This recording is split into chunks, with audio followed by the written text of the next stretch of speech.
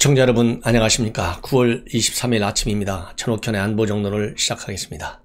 시청자 여러분들께서 조금 번거로우시더라도요, 천옥현의 안보정론 아직 구독을 안 하신 분들이 계시면 꼭 구독을 부탁드리고, 다 들으시고 나서 저의 분석이 마음에 드시면 좀 주변 분들에게 SNS를 통해서 많이 공유해 주시면 좋겠습니다. 지금 상황이 그 어느 때보다도 굉장히 엄중합니다. 왜냐하면 작년 딱 1년 전이죠. 조국 사태 때문에 문재인 정부가 상당히 흔들렸어요. 지금 추미애 사태로 인해서 한참 흔들고 있는데 여당이 지금 이 꼼수를 부리고 있어요. 이 위기 국면에서 벗어나기 위해서 윤석열 총장 가족 사건을 들고 나오고 있고, 그 다음에 나경원 전 의원의 여당이 주장하는 비리라고 주장하는 사건에 대한 검찰의 강력한 수사를 촉구하고 나섰습니다. 그래서 추미애 사건과 관련된 검찰 수사가 이제 윤석열 가족, 그 다음에 나경원 전 의원 쪽으로 넓혀지고 있어요. 그러다 보니까 초점이 흐려집니다. 초점이 흐려지면서 이제 이 기울어진 운동량 아니겠습니까? 언론에서 추미애 아들 건보다는 윤석열 총장 가족 건, 그 다음에 나경원 전 의원 건, 이쪽으로 보도의 초점을 옮겨가고 있어요. 그러다 보면 자연스럽게 우리 국민들의 분노의 불길이 꺼질 수밖에 없는 것 아니겠습니까? 그래서 제 방송에서만이라도 조그마한 추미애 아들 관련 뉴스 하나도 빠짐없이 여러분들께 전달해 드리도록 하겠습니다. 그리고 최근에 문재인 대통령이 지난 일요일이죠. 청년의 날을 계기로 해서 청와대에서 연설을 청와대 지난 토요일 날 공정을 37번이나 외쳤어요. 그러다 보니까 우리 국민 시청자 여러분들, 지금 이 상황에서 공정이라는 말할 정말 염치라도 있는지 모르겠어요. 이러한 취지에 주호영 원내대표가 치고 나섰습니다. 도대체 염치라도 조금이라도 있다면 어떻게 37번이나 대통령이 공정을 입에 옮길 수 있느냐. 그래서 정확하게 그 워딩을 말씀을 드린다면, 조국과 추미애 이 두 사람 어디에서 찾아도 찾을 수 없는 사람을 내세워놓고 공정을 37번이나 이야기한다는 것이 도대체 조금이라도 부끄러워하는 마음이 있으면 공정을 감히 입에 담을 수 없다. 이렇게 지난 21일 날 비대위에서 얘기를 했어요. 그러면서 공정을 다 깨고 정의를 외치고 또 공정을 37번이나 이야기한다는 것이 도저히 믿기지 않는다. 이렇게 질타를 했어요. 당연히 안철수 의원도 마찬가지입니다. 이 정권이 보여주고 있는 것은 불공정에 대해서 어떠한 조치도 없이 침묵하면서 청년들에게 공정을 역사했다는 것이 우리 청년들 뿐만 아니라 국민을 우롱하는 것이다. 그리고 이 정의당에서도 마찬가지로 비판했습니다. 연설 자체가 잘 구성되어 있었지만 심장이 와닿지 않는다. 정부가 청년들을 혹시 좀 불편하게 하는 것이 아니냐. 이렇게 일제히 비판하고 나섰는데, 딱 주호영 원내대표와 관련해서 이 청와대에서 예의를 지켜라. 이렇게 비판을 하고 나섰고, 또 이 주호영 원내대표가 국민에 대한 예의를 먼저 지켜준다면 얼마든지 본인도 청와대 대통령에 대해서 예의를 지키겠다. 이렇게 취급받았는데요. 이러한 이 청와대와 주호영 의원과의 이 말하자면 싸움에 윤호중 이 민주당이죠. 윤호중 민주당 법사위원장이 나섰어요. 마찬가지로 주호영 원내대표 강력히 비판했습니다. 매우 무리하다. 그러면서 이번 정부야말로 과거 그 어느 정부보다도 훨씬 더 공정을 위해서 노력해왔다. 이렇게 딱 치고 나섰는데요. 자, 시청자 여러분, 이게 말이나 됩니까? 바로 그러기 때문에 제가 제 방송을 통해서 이 불공정 사례 중에 가장 대표적인 것이 일일이 다 거론할 수 없지만 최근 거를 가지고 한다면 조국, 그 다음에 윤미향, 그 다음에 이번에 추미애 아들 건이다. 이런 말씀을 저는 드리고 싶네요.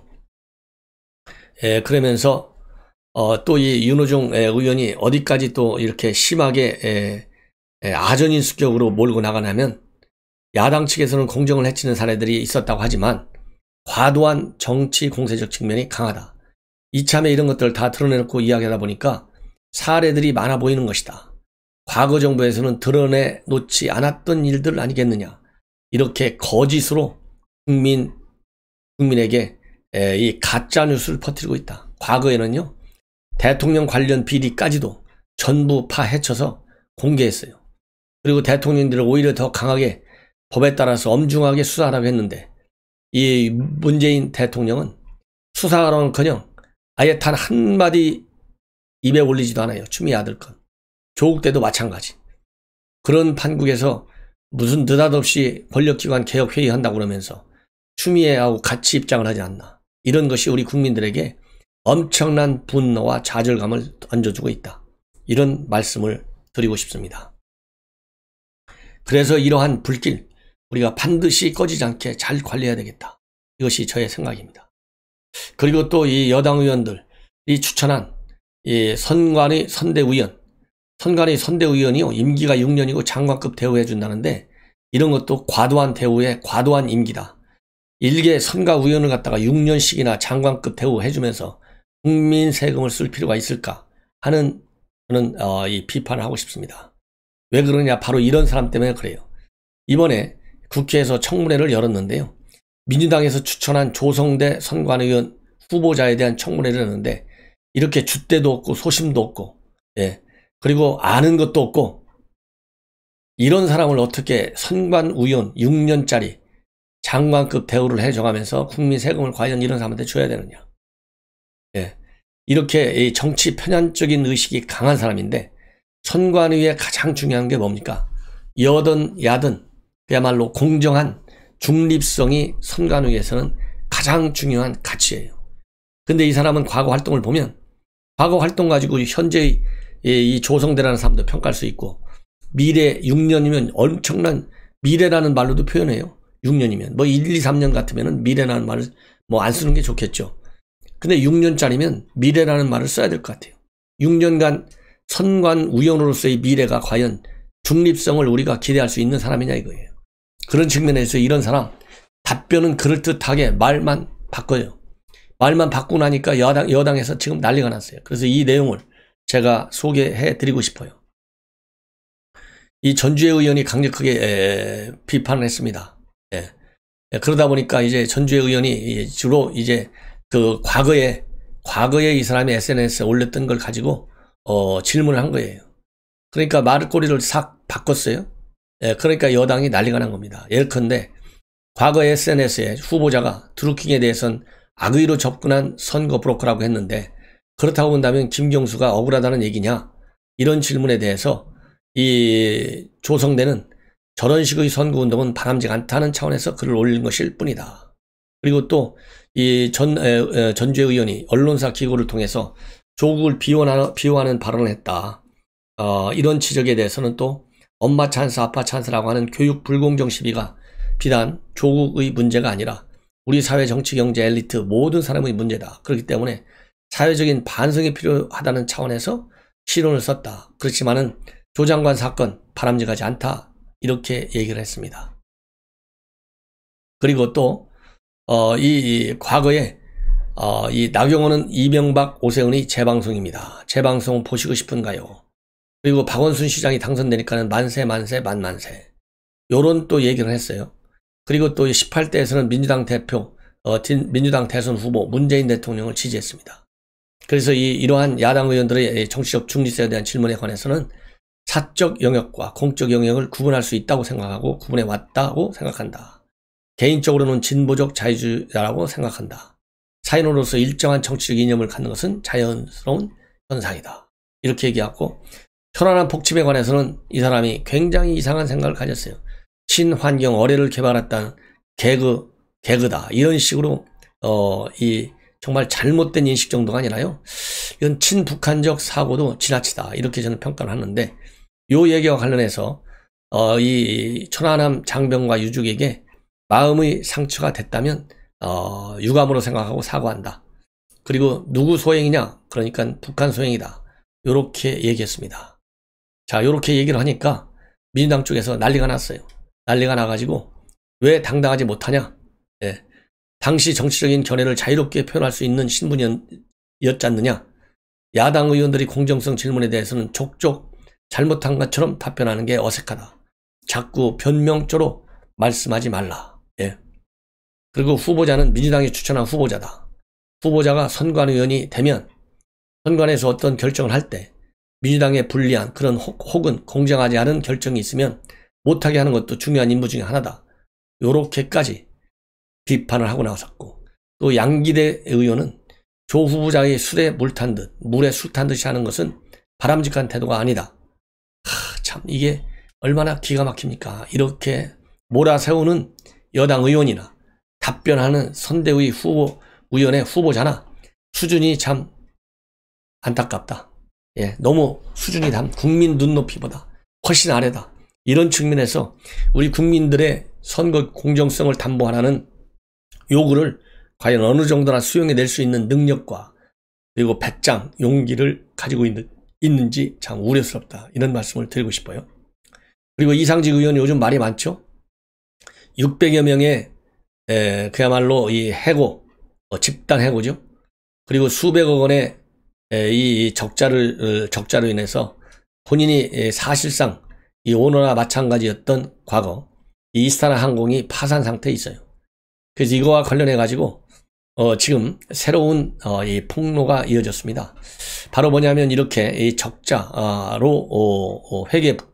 적자가 있게 된 것은 이 회계 부정 때문이다. 이렇게 해서 전체 조종사 노조가 이런 의혹을 제기했는데, 왜 회계 부정 사건이 이렇게 오랫동안 쌓이느냐? 그 얘기는 이상직 의원과 이 친구 관계인 사람이 이 회계법인 친구 관계에 있는 회계법인에서 지난 20년 동안 회계감사를 맡다 보니까 회계 부정에 눈을 감아줬다. 그래서 지금 현재 문제가 되고 있다. 이러한 주장을 하고 있어요. 그래서 이 진에어 노조위원장, 그 다음에 이스타항공의 노조위원장들이 뭐라고 얘기하고 있느냐? 비상장 회사의 각종 회계 부정 의혹을 감추고, 그 다음에 인건비를 줄여서 회사를 파우치려는 꼼수다.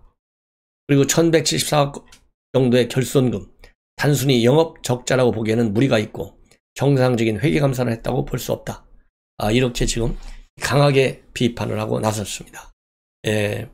여기에 관해서 이스타항공 측에서는 동창 사이는 맞지만 이 회계 법인하고 회계 부정이 있었다는 것은 억지로 짜맞춘 주장이다. 이렇게 강력히 부인하고 있고요. 그리고 이상직 의원 측에서는 밝힐 입장이 없다. 이렇게 하고 있는데, 왜 밝힐 입장이 없겠어요? 거짓말로 계속 얘기하기가 어렵기 때문에 밝힐 입장이 없다고 하는 것이 아닌지 참 의심스럽다. 이런 말씀을 드리고 싶습니다. 자, 이제는 추미애 아들 비리와 관련해서 말씀드리겠는데, 지금 현재 지원 반장 여러분들 아시죠? 이상사. 이 주임 반장이 중요한 문건을 공개했지 않습니까? 그 당시 면담 기록을 공개했는데, 그 기록을 보면 이 주임 상사가 쓴 기록을 보면 당시에 6월 14일 날 추미애 부부로부터 민원 전화가 왔다. 그렇게 돼 있어요. 그리고 그 면담 기록에 보면 이제는 부모님한테 의지하지 말고 추미애 아들 당신이 직접 나한테 전화하라. 왜 미안하게 생각하느냐. 이런 면담 일지 기록이 연대 통합 시스템에 보관되어 있는 거. 이것이 이제 국민의힘 야당 측에 의해서 폭로가 됐습니다. 그래서 이 주임 상사가 당시에는 선임 병장들을 모아놓고 병과 계속해서 쓰는 것은 있을 수 없다. 그래서 결제하지 않았다. 이런 내용까지도 당시 함께 근무했던 동료 이 사병들의 SNS 활동과 그 다음에 언론 인터뷰를 통해서 밝혀졌어요. 그래서 이 보좌관과 그 다음에 김대위 이런 사람들 진술과 검찰의 진술, 그 다음에 언론 인터뷰만이 중요한 것이 아니라 주임 상사의 이런 그 당시의 상황에 대한 진술, 그 다음에 휴대전화도 굉장히 중요하지 않습니까? 그리고 이미 보좌관과 그 다음에 김대희 휴대전화는 이미 압수수색이 됐어요. 그런데 지금 어제도 제가 말씀을 드렸지만은 이 아들 휴대전화는 왜 압수하지 못했느냐? 요렇게 제가 계속 비판했는데 오늘 뉴스를 보니까요. 아들 휴대전화 압수도 시도를 했다까지만 돼 있어요. 그러니까 시도를 했는데 이 아들이 어디다 시도를 했지만은 없어갖고 압수를 못한 건지, 아니면 시도했는데 아들이 협조해줘서 당시에 쓰던 휴대전화를 검찰에서 갖게 됐는지, 여기에 대해서는 확실한 보도가 없고 그냥 시도한 것으로 알려지고 있다. 이렇게 보도가 되고 있어요. 동아일보에서 유일하게 이걸 보도하고 있습니다. 그래서 참 굉장히 걱정스럽다. 예. 만약에 이 아들 휴대전화 당시 이거 없으면 지금까지 말씀드린 대로 지금 이번 주 안에 이 검찰의 수사 결과가 나올 수도 있다. 조기에 발표될 수도 있다. 그래서 아무 문제가 없는 것으로 확인이 됐다. 요런 지금 이 불길한 시나리오들이 지금 언론에 많이 보도되고 있다. 제가 또 방송해 드렸잖아요. 그래서 부디 이 아들 휴대전화가 굉장히 중요하다. 그 다음에는 이 지원 반장의 휴대전화도 굉장히 중요하다. 이렇게 생각이 드는데요. 이 지원 반장에 대한 휴대전화를 압수수색을 압수해서 분석을 하고 있다. 이렇게 동아일보가 지금까지 취재 결과라고 하면서 지금 보도하고 있습니다. 이걸 보면 이 상사의 주임 상사의 이 휴대전화에서 결정적 스모킹 건이 또다시 나올 수 있다. 이런 말씀을 드리고 싶고요. 그 다음에 최근에 야당의 조수진 의원의 폭로로 인해서 이태원에서 자기 딸 식당에서 이 정치자금을 쓴 혐의 250만 원 정도 되죠. 그 다음에 아들이 논산훈련소에서 1월 3일 날 수료식 날 또 간담했다는 거 아니에요? 그리고 기름을 똑같은 11만 원짜리 2번이나 넣고 이런 것이 이제 정치자금법 위반인데 이 정치자금법은 단순 이 정치자금 카드를 쓴 것은 단순하게 정치자금법만 위반한 것이 아니고 그러니까 회계부정만이 아니고 정치자금을 잘못 쓴 건 맞잖아요. 추미애 짝퉁이 어디 논산 파주와 또 논산에 동시에 나타날 수가 없지 않습니까? 왜냐하면 실제로 몸은 추미애라고 하는 국회의원의 몸은 당시에 파주 부대에서 점심을 먹고 있었어요. 그러니까 분명히 이거는 가짜로 쓴 거 아니겠습니까? 이것이 그러다 보면 허위 공문서 작성에도 또 해당된다고 합니다. 그래서 이러한 관련 누군가 빨리 고발해야 된다. 저도 방송에서 지적을 했는데 드디어 시민단체에서 우파겠죠. 행동하는 자유시민이라고 하는 시민단체에서 어제 정치자금법 위반 그리고 사기 혐의로 중앙지검에 고발했습니다. 그래서 이제 이 사건도 중앙지검에서 곧 착수를 해야 되겠다. 이런 말씀을 드리고 싶어요. 왜냐하면 이 정치자금 사용과 관련해서는 이게 시효가 5년이기 때문에 아직도 살아있어요. 그래서 2017년도에 집행했으니까. 그래서 이거 빨리 조속하게 이 시효가 만료되기 전에 수사가 이루어져야 되겠다. 이런 말씀을 드리고 싶습니다. 자, 그리고 또 이제 21일 날 법사위에서 추미애와 조수진의 간단치 않은 이 설전이 오고 갔습니다. 여기에서 그야말로 조수진 의원이 끝까지 추미애 장관을 밀어붙였는데 추미애 장관 만만치 않지 않습니까? 끝까지 막말을 했어요. 끄트머리에 뭐라고 얘기했느냐? 참 인내하기 힘들다. 그렇지만은 인내하겠다. 그리고 참으로 공정하시다 하면서 조수진 의원에게 또 일가를 했어요. 참 기가 막힌 사람이다. 이런 말씀을 드리고 싶습니다. 그리고 이 추미애 사태로 인해서 야당이 힘을 지금 현재 받고 있다. 그리고 야당 의원들이 힘을 내고 있다라고 하는 보도가 이어지고 있습니다. 왜냐하면 이 야당 의원들이 그야말로 김도읍 의원, 그 다음에 신원식 의원, 전지혜 의원 이런 사람들이 앞다퉈가지고 중요 문건을 입수해서 폭로하고 주장하고 논리적으로 또 이 추미애 몰아세우고 그랬지 않습니까? 그러면서 우리 국민들이 그나마 이 야당을 지지하는 우리 국민들에게도 다소간 안도의 숨을 쉴 수 있는 상황이 됐어요. 그러다 보니까 야당 내에서도 이제 전투력이 조금 상승되고 있는 것 아니냐, 이런 지금 분위기가 있다고 그러고요. 그렇지만은 또 초선 의원들 사이에서는 속도 조절론이 제기되고 있다. 이런 뉴스가 지금 나오고 있습니다. 그리고 마지막으로 이제 하나만 더 덧붙인다면 송평인 동아일보 논설 우연의 칼럼입니다. 송평인 칼럼. 여기를 보면 제목이 미션 임파서블 서일병 구하기 이런 제목으로 칼럼을 썼는데요. 이 칼럼에 보면 송평인 논설위원이 군에 있는 현직 장군과 그리고 이 추미애 아들이 근무한 시기에 근무했던 본인의 조카가 있다고 그래요. 조카하고 통화를 해서 입수한 내용인데 이 추미애 아들 건 있을 수가 없다. 절대로. 그래서 국방부 입장 아무 문제 없다라고 하는 것을 강력히 반박하고 있어요. 그래서 몇 가지로 이것을 핵심을 정리하면 첫째로 지휘관이 요즘은 군대가 좋아져 갖고 진짜 너 복귀할 수 있느냐 없느냐 묻는다는 거예요. 예. 그러기 때문에 지휘관이 이렇게 묻기 때문에 예정이 없이 느닷없이 전화해 가지고 나 아파서 못 들어가겠다 이런 것은 있을 수 없다. 이거 첫 번째고.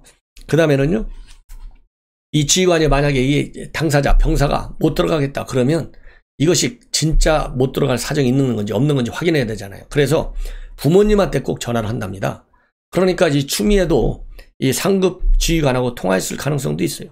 그렇기 때문에 추미애 핸드폰도 빨리 압수수색해야 된다고 제가 수차 강조하는 겁니다. 그래서 지금 현재 시민단체 정치자금법 고발했는데 추미애 핸드폰 좀 압수수색을 하고 좀 고발 좀 했으면 좋을 것 같아요. 그 다음에는 또 이 사병은 잘 모르고, 왜냐하면 이 김대휘하고 그 보좌관하고 통화해서 김대휘가 또 다른 이 부대 취의 결제 라인하고 이 구두라도 승인한 걸로 딱 돼 있었기 때문에 그걸 모르고 이 당직 사병 현병장이 전화했을지 모른다. 사실상 법적으로는 다 규정상으로 맞게 처리했는데 이런 얘기도 나오잖아요. 천만의 말씀이다 이거예요. 왜냐하면 점호를 하는데 이 당직 병사는 반드시 사전 사후에 육군 인트라넷에 들어가서 미복귀하고 있는 사람이 있는지 없는지 다 점검한다는 거예요. 그래서 외부적으로 이 김대휘라는 사람하고 보좌관하고 뭐라고 전화했든지 안 돼 있든지 간에 제대로 휴가가 행정 절차에 따라서 처리가 됐다면 육군 인트라넷에는 휴가 처리가 되어 있어야 된다는 거예요. 그런데 이런 것도 또 없어요. 그리고 이 휴가는 반드시 지원 반장하고 지역대 지원 대장하고 이 결제 라인에 있는데 이 밖에 있는 이 김대희라고 하는 사람은 이 결제 라인 밖에 있는 사람이에요. 그래서 휴가 연장 승인권자도 아니라는 사람입니다. 그러니까 이 사람이 만약에 승인했다, 이거는 불법이라는 것이죠. 이런 취지로 이 송평인 칼럼에서 쓰고 있어요.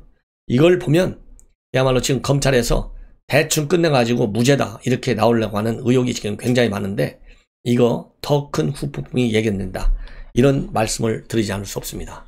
시청자 여러분께 이것으로 오늘 아침 첫 방송을 마치겠습니다. 대단히 고맙습니다.